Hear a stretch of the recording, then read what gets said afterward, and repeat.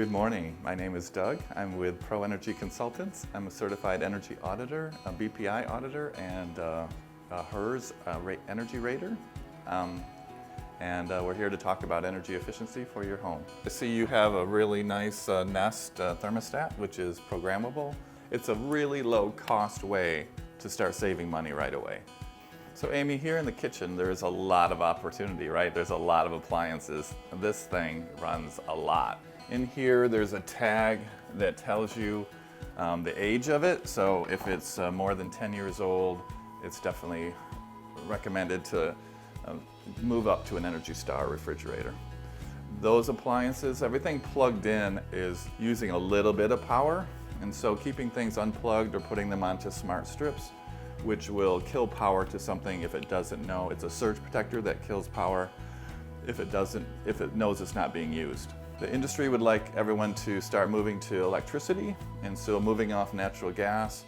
And so the next upgrade would really be an induction range, which is it just is electricity, but it's a very high speed range, and it cooks quickly, and that's where it saves money versus the natural gas. And then the oven would be a convection, where that air quickly cooks the food as opposed to natural gas. This is vented to the outside, which is good, because you want to be able to make sure that you're using that ventilation as well. Focus on the windows. But here in this one, for example, the seal is broken in this. You can get just this assembly replaced and not replace the whole window, like a glass company would just swap this out. Oh, wow. And not have to replace the whole window.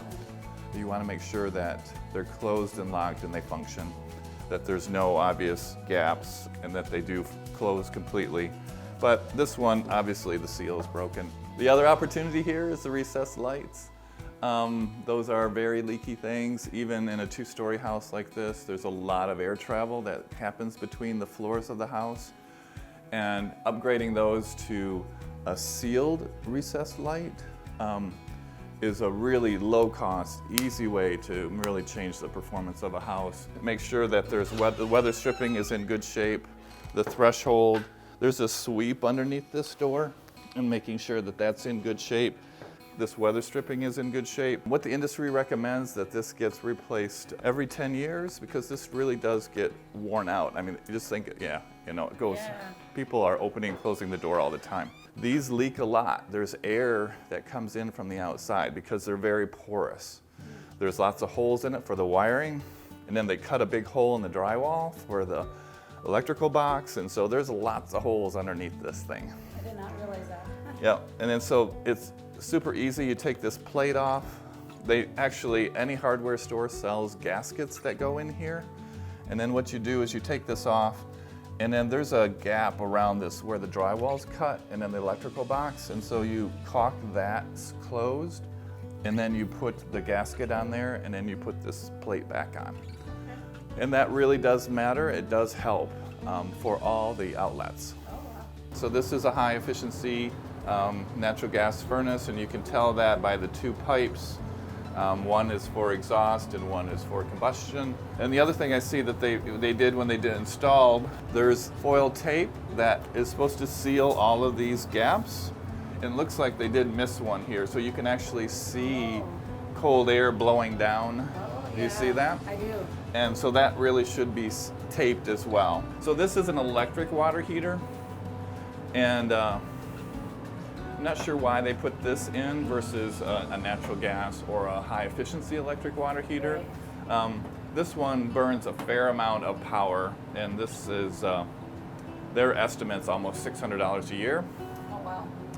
If you had a high efficiency natural gas or electric heat pump water heater, they'd be about $100 a year. Oh, really? Yeah. So this really, I do recommend that these get upgraded. Obviously, this is not correct. And you really should never have exposed fiberglass. If you look on here, it says warning. Oh. It's a fire hazard. That's very combustible. Okay. So it's never supposed to be left exposed. Okay, I did not know that. Yeah, that's why they wrote that warning on there. Gotcha. And then here in the crawl space, so they did spray foam in here, Okay.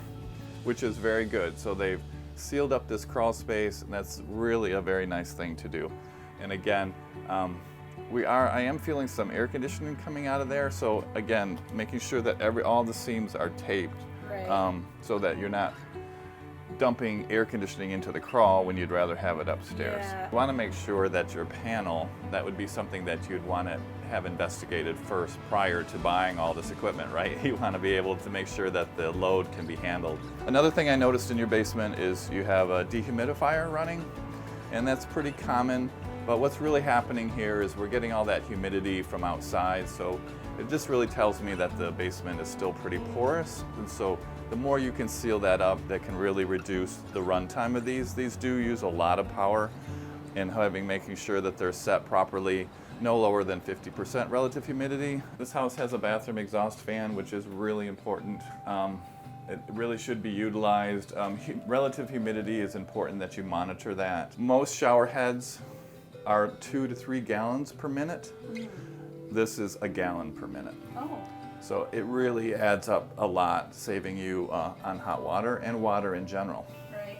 And then these aerators, again, on the sinks, all this little stuff, you wouldn't even notice it, but once it gets put into place, it can really start saving you money on your home pretty easily. Again, the great stuff, just spray foaming around that opening, make sure that you're sealing up any holes in the wall. Here, this has got tile around it, so you really won't be able to do anything here. But down there, underneath that little plate, there's a hole in the wall, and just spray foaming that is recommended. There's something the homeowner can do right away is what they recommend is you wash in cold. And if you wash in cold, obviously that saves on the hot water. Right. But if you got an Energy Star, because older appliances, older washers, they use a lot of water. So if you're heating that water, that takes a lot, right? Making sure that the dryer vent gets cleaned on an annual basis too, because if there's any resistance to that air being blown out, it takes the dryer longer to run. Oh, right. Yeah. So you want to make sure that that dryer vent stays clean. A traditional door obviously would be sealed here, right? So pocket doors are pretty leaky things for the house. They're not recommended. If you can, upgrade this to a bifold door, or even a sliding door that's slid on the outside of the wall. There's something to seal this up, but sealing this up is really easy. You just put trim and caulk and seal it closed, but these are pretty leaky in general for a house, and allow a lot of air travel between inside and outside. So here's another super low cost thing to do to help with your energy bill. So it's August, it's hot, we're trying to cool this space. So a number one bad thing is sunlight. That radiant heat is raising the temperature. So there is a summer setting for these blinds. And so what you do is you turn them this way. Oh, yeah. And that deflects all the sunlight and that radiant heat. Okay. And then, but in the winter, we want that coming in, so that helps with the heating costs. Right. But in the cooling cost, we want to deflect that sunlight. So all your blinds should be set for the summer, should be deflecting that sunlight.